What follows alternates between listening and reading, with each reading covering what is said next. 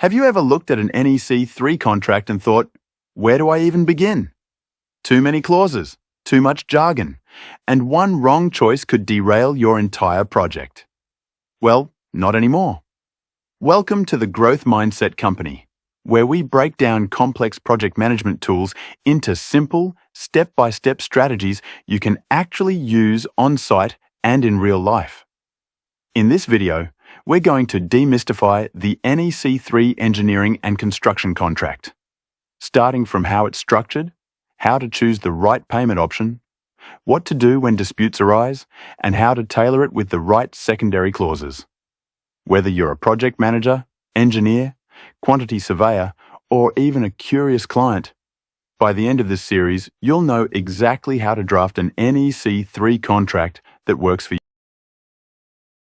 Hey, so you're looking at NEC3 contracts and thinking, where the heck do I start? Don't worry, you're not alone. This is where most people get a bit overwhelmed. But here's the secret. It all starts with picking the right type of contract. Yep, step one is all about the setup. And if you get this part right, everything else flows smoother. Trust me. Okay, so the NEC3 family has a few different contract types. But the one we're focusing on today is the ECC, or Engineering and Construction Contract. That's the one you use when you're hiring a contractor to actually build something. Could be a building, a bridge, a school, a wind farm, whatever. If there's concrete, steel, digging, or design involved, ECC is probably your best friend. And here's the good part. It's not full of confusing legal waffle.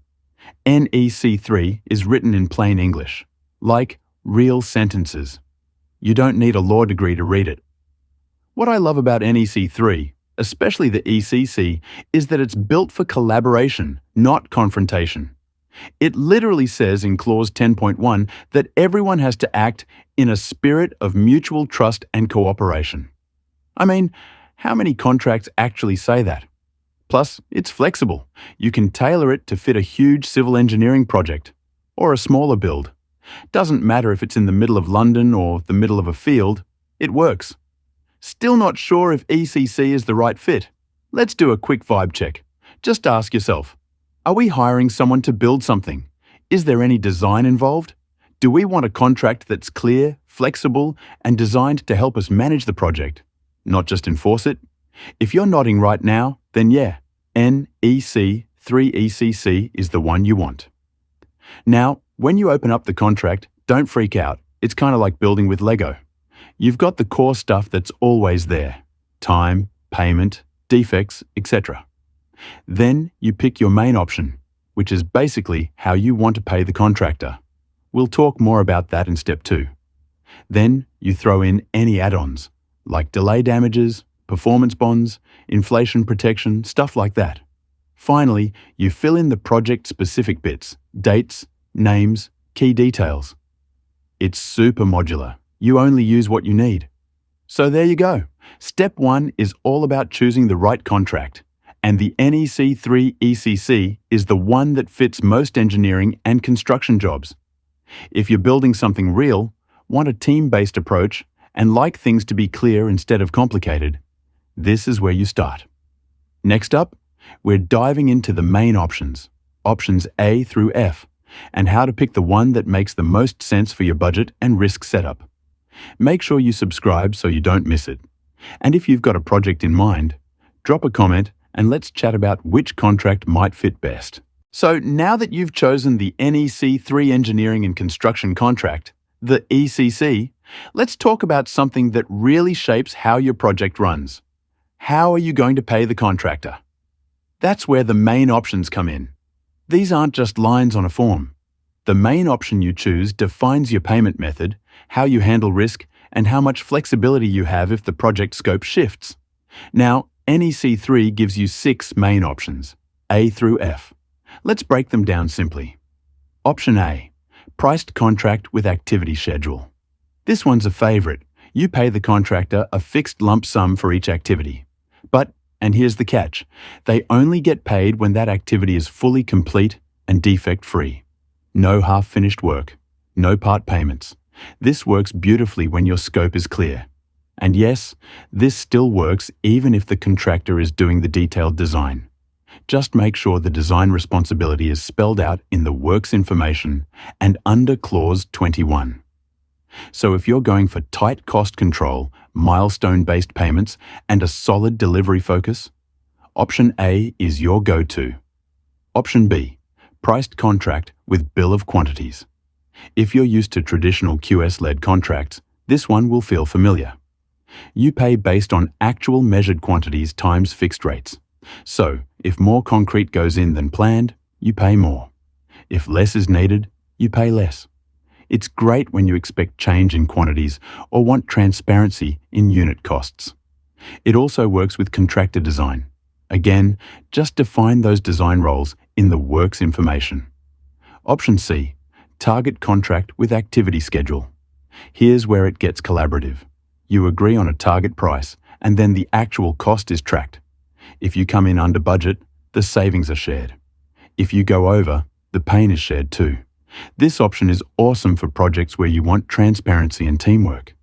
Perfect for design and build setups where things might evolve, but you still want to keep control. Option D, target contract with bill of quantities. Same idea as option C, but instead of an activity schedule, you use a BOQ. It suits larger, more complex builds, especially when quantities might change, but you still want to keep the collaborative target mindset. Option E, cost reimbursable contract. This one's all about flexibility. The contractor is paid for actual defined costs plus a fee. That's it. There's no fixed price up front, so it's ideal for uncertain scopes or fast-track jobs where you just need to get started. But be aware, the employer carries most of the cost risk here. So trust and good project management are absolutely critical. Option F, management contract. Here, the contractor doesn't actually do the work. They manage it. They coordinate subcontractors, oversee logistics, and you pay the actual cost plus a fee. If you're the kind of employer who wants full oversight and control, and you've got multiple work packages to juggle, this could be your pick. Now, here's the golden rule. The main option you choose decides how payments are handled, not who does the design.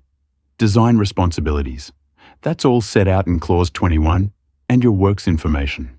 So if you're giving the contractor your concept design and they're doing the rest, that's totally fine under option A, B, C, you name it. Just be clear in the works information. Something like, the contractor shall develop the detailed design based on the employer's concept drawings. Simple, effective, contractually solid. All right, that wraps up step 2. In the next part, we'll cover how NEC3 deals with disputes, because even the best projects hit bumps. We'll talk about options W1 and W2 and how to build a fair dispute process into your contract. Stay with me. This is the stuff that keeps your project and your sanity on track.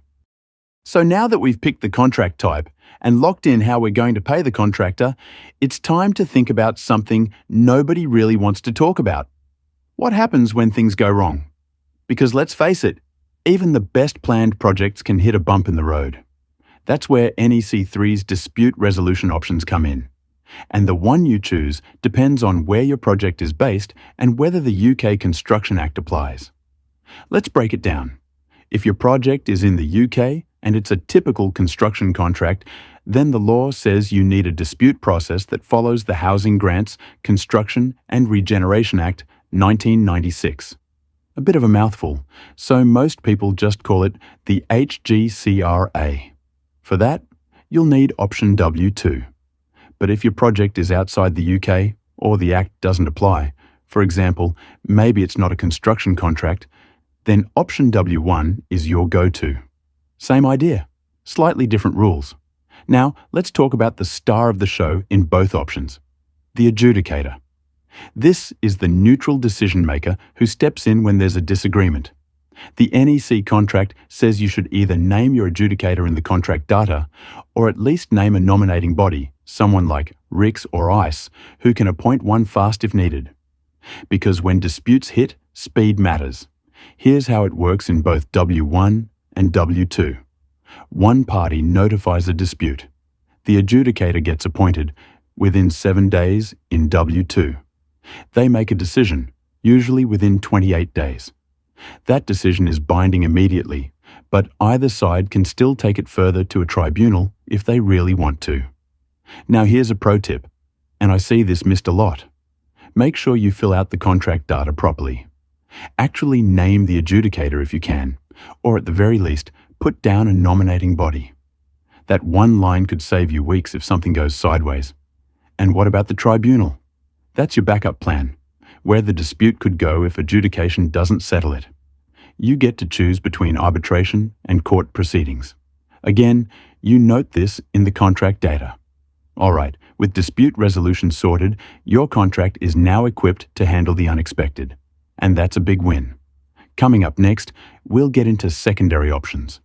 Those extra clauses you can pick and choose to customize your contract even further.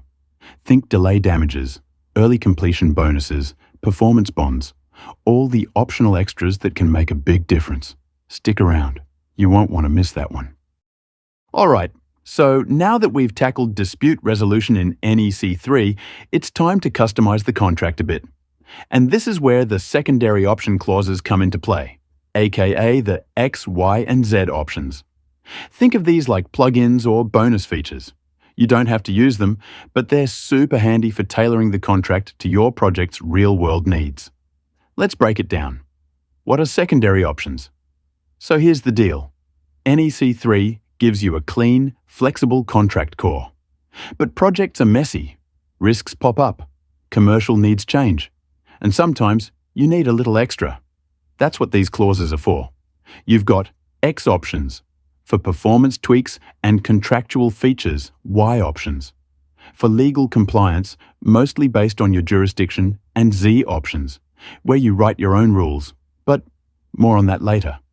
Let's start with the X's. X options. Your toolkit of extras. These are the most commonly used secondary options, and honestly, they're kind of brilliant. Each one tackles a specific risk or commercial requirement. Let me give you a few examples. X1. Price adjustment for inflation. Got a long project timeline? Worried about inflation chewing through your margins? X1 helps adjust for price rises over time. X5. Sectional completion. Need to hand over parts of the project in phases? Like opening one building while the others are still finishing? This one's for you. X6. Bonus for early completion. Want to motivate your contractor to finish ahead of schedule?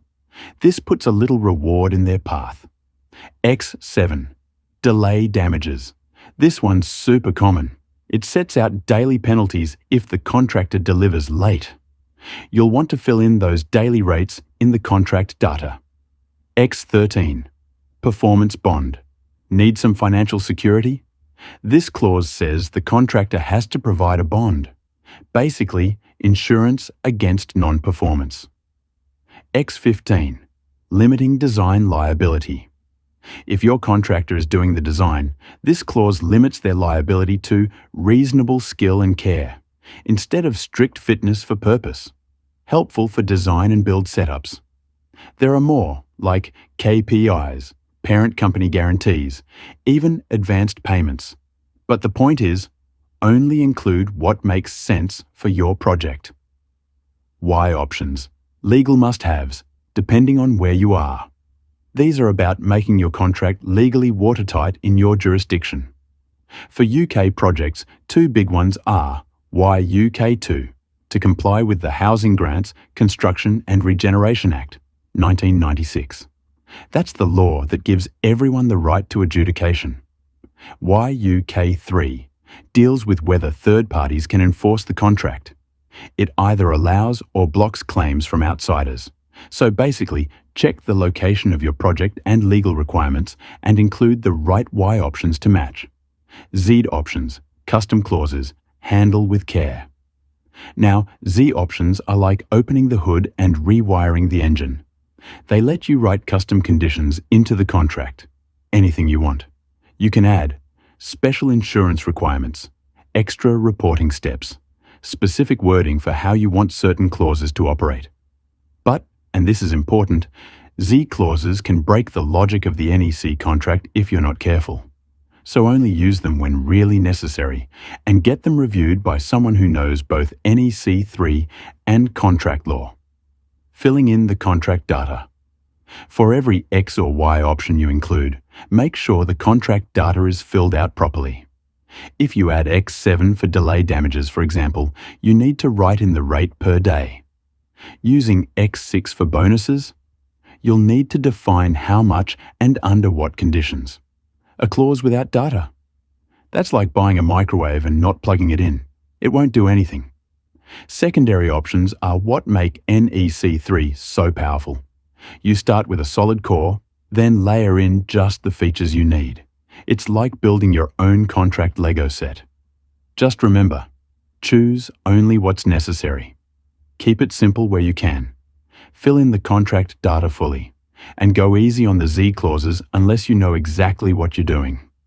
All right, next up, we'll dive into contract data, the section where all the juicy project-specific details live.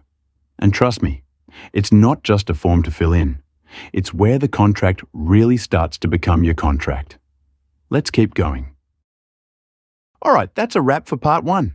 We've covered a lot of ground so far, from choosing the right NEC3 contract form, selecting your main option, understanding how to deal with disputes, and finally, plugging in those powerful secondary option clauses. By now, you're not just filling in a contract, you're actually shaping how your project will be managed, paid, and protected, and that's a big deal. But we're not done yet. In part 2, we'll dive into the remaining steps, including how to complete the contract data like a pro, how to write clear, conflict-free works and site information, and how to pull it all together into a ready-to-sign NEC3 contract. So if you're serious about getting your contract right from start to finish, stick around for part 2.